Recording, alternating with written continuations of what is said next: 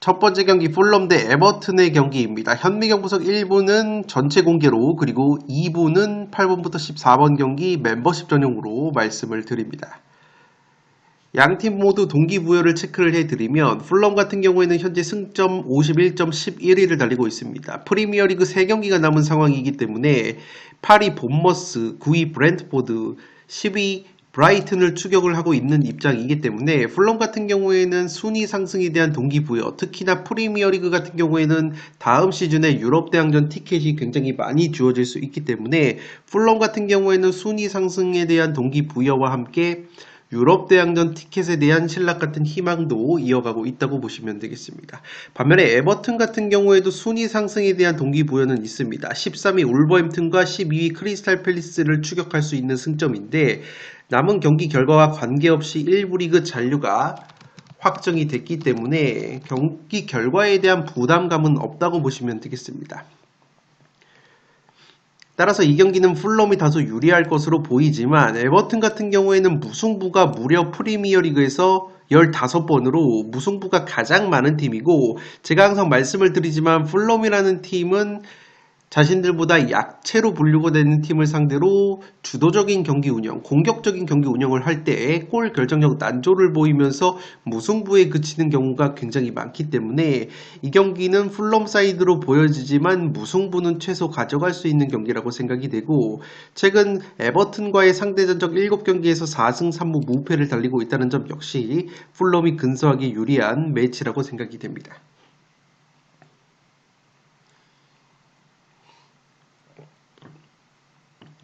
두 번째 경기 울버햄튼 대 브라이튼 경기인데, 이 경기 역시 브라이튼 쪽이 좀 더 동기부여는 있을 것으로 보이지만 울버햄튼이 최근에 경기력이 상당히 좋습니다. 맨시티전 패배를 제외하면은 최근에 리그 6연승을 달리면서 1부 리그 잔류를 확정을 지었고, 울버햄튼 역시 산술적으로 봤을 때 12위 크리스탈 팰리스 추격이 가능하기 때문에 순위 상승에 대한 동기부여는 어느 정도 있다고 보시면 되겠습니다. 반면에 브라이튼 같은 경우에는 현재 승점이 52점, 10위를 달리고 있는데 9위 브랜트포드와 8위 본머스를 추격을 할 수 있다는 점에서 브라이튼 역시 이 신락 같은 유럽 대항전 티켓 가능성을 살리고 있다고 보시면 되겠습니다. 브라이튼 같은 경우에도 무승부가 13번으로 무승부가 상당히 많은 팀이고, 프리미어리그에서 두 번째로 무승부가 많다고 보시면 되겠습니다.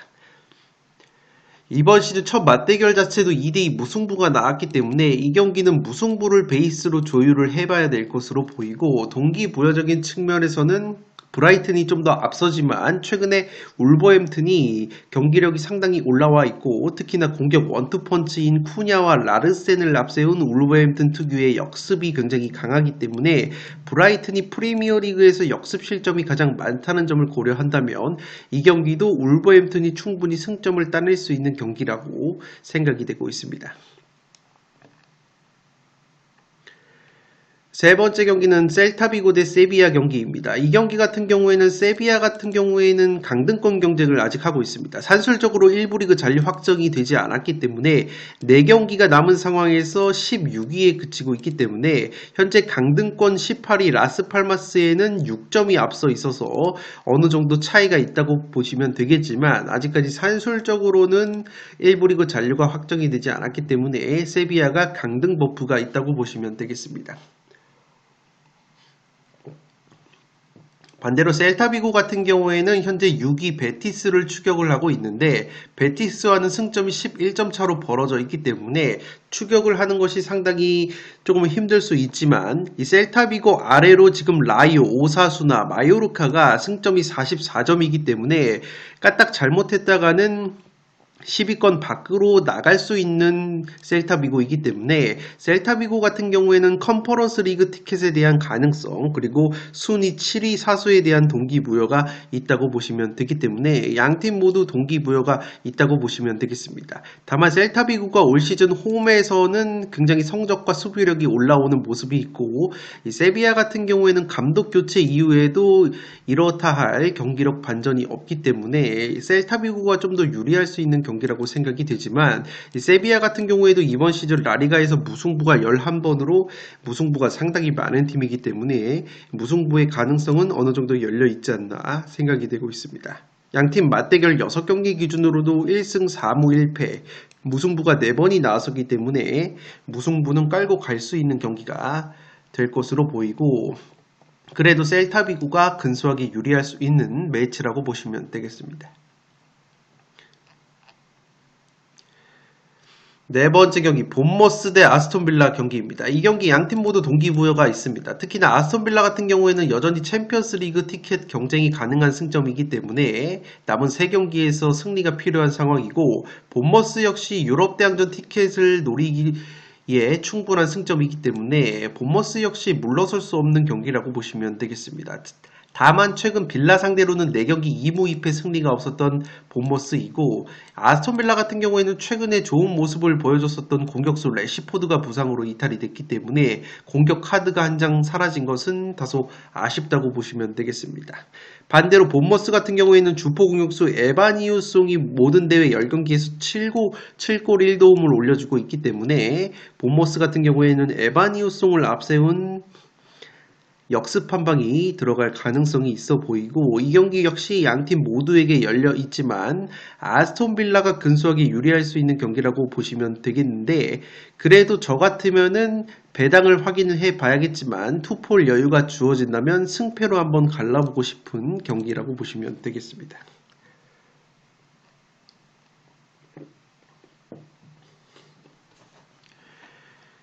다섯 번째 경기 지로나 대 비아레알 경기입니다. 지로나 같은 경우에는 아직까지 1부 리그 잔류가 확정이 되지 않았기 때문에 강등 버프가 어느 정도 있다고 보시면 되겠습니다. 물론 라스팔마스의 승점 6점이 앞서 있어서 다소 유리할 수 있지만 라리가 같은 경우에는 4경기가 남은 상황이기 때문에 승점 획득이 절실한 지로나이고 마찬가지로 비아레알 같은 경우에도 현재 5위를 달리고 있는데 4위 빌바오를 추격을 할 수 있습니다. 승점이 3점 차이밖에 나지 않기 때문에 비아레알 같은 경우에는 챔피언스 리그 티켓에 대한 경쟁 굉장히 의욕이 많다고 보시면 되겠습니다. 최근에 보여주고 있는 경기력과 비아레알이 올 시즌 원정에서도 성적이 괜찮다는 점을 고려한다면 이 경기 비아레알이 좀 더 유리할 수 있지만 1차전 맞대결에서 2대2 무승부가 나왔고 특히나 비아레알이 패턴적으로 봤을 때 올 시즌 리그 3연승이 없었습니다. 귀신같이 리그 3연승의 기회가 4번이나 있었는데 그 3연승 문턱에서 4번이나 미끄러졌기 때문에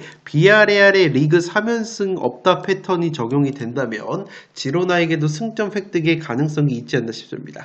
다만 지로나 사이드를 찍는다면 지로나의 승리보다는 무승부 구미가 당기는 매치가 되지 않을까 생각이 되고 있습니다. 개인적으로 봤을 때 비아레알이 좀 더 유리할 수 있는 경기라고 보시면 되겠습니다.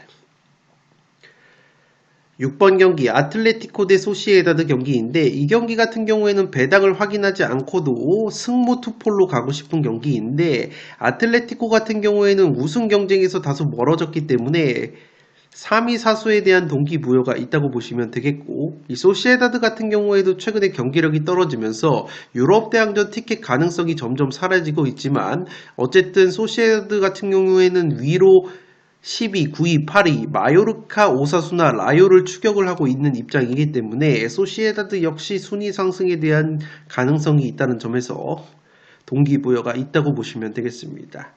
아틀레티코 같은 경우에는 주전 공격수 알바레즈 선수가 경고 누적으로 결장이 되기 때문에 이 경고 누적에 따른 전력 누수가 있고 소시에다드 같은 경우에도 주전 수비수 수벨디아가 부상으로 빠지지만 이번 시즌 소시에다드가 최소 득점 공동 3등, 득점력은 굉장히 떨어지지만 그래도 마음먹고 수비를 하면은 수비력이 상당히 좋은 팀이기 때문에 알바레즈가 빠지는 아틀레티코가 골 결정력 난조를 보인다면 이 경기는 무승부의 가능성은 있지 않나 생각이 되고, 소시에다드의 떨어지는 골 결정력을 고려했을 때 아틀레티코의 짠물 수비를 뚫어내기에는 굉장히 어려워 보이기 때문에 이 경기는 여유가 된다면 무승부의 이변도 가져갈 수 있는 경기라고 생각이 됩니다.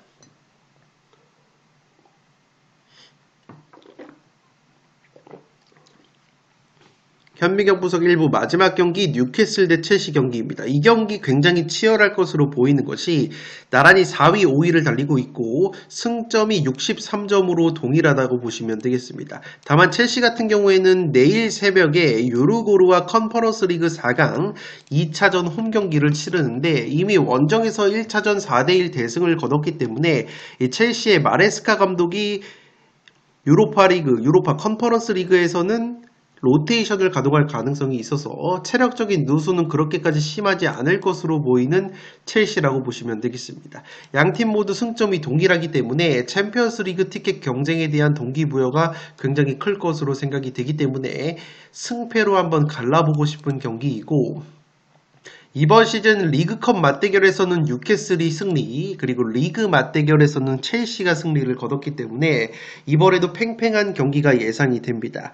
이 뉴캐슬의 주포 공격수 이삭 선수가 최근에 첼시 상대로 3경기 3골 킬러 면모가 있기 때문에 뉴캐슬 특유의 홈발과 이삭 선수의 골 결정력, 그리고 첼시전 킬러 면모를 고려한다면 뉴캐슬의 승리 가능성도 있어 보이고, 반대로 첼시 역시 만약에 유르고르와의 컨퍼런스 리그 경기에서 힘을 빼고 나와서도 결승 진출에 성공을 한다면 탄력을 받을 수 있는 경기라고 생각이 되고, 무엇보다 첼시가 컨퍼런스 리그 이후에 치른 프리미어리그 경기 성적이 6승 4무 1패로 확실히 마레스카 감독이 컨퍼런스 리그 무대에서는 로테이션을 효율적으로 가져가면서 프리미어리그 경기 성적이 나쁘지 않기 때문에 이 경기는 양팀 모두에게 기회가 있을 것으로 보이고, 내일 새벽에 펼쳐지는 첼시와 유르고르전 변수가 어떻게 나오느냐를 반영을 해서 최종픽을 가져가야 할 것으로 보입니다. 따라서 7번 경기는 양팀 모두 치열한 챔피언스 리그 티켓 경쟁에 대한 동기부여가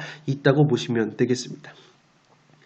네, 이것으로 승무패 33회차 현미경 분석 1부를 모두 마치도록 하겠습니다. 서두에서 말씀을 드렸듯이 금요일에 국내 배당이 나오기 때문에 금요일 국내 배당과 결장자 정보를 추가 반영을 해서 제가 확정된 최종픽 같은 경우에는 토요일에 별도의 공지사항, 커뮤니티 게시글이나 별도의 짧은 영상을 통해 말씀을 드리도록 하겠습니다. 나머지 8번부터 14번 경기 2부 분석은 멤버십 전용으로 전해드리기 때문에 풋볼살롱 유튜브 멤버십으로 가입을 하셔서 나머지 2부 내용도 시청을 부탁드립니다. 지금까지 풋볼살롱이었습니다. 감사합니다.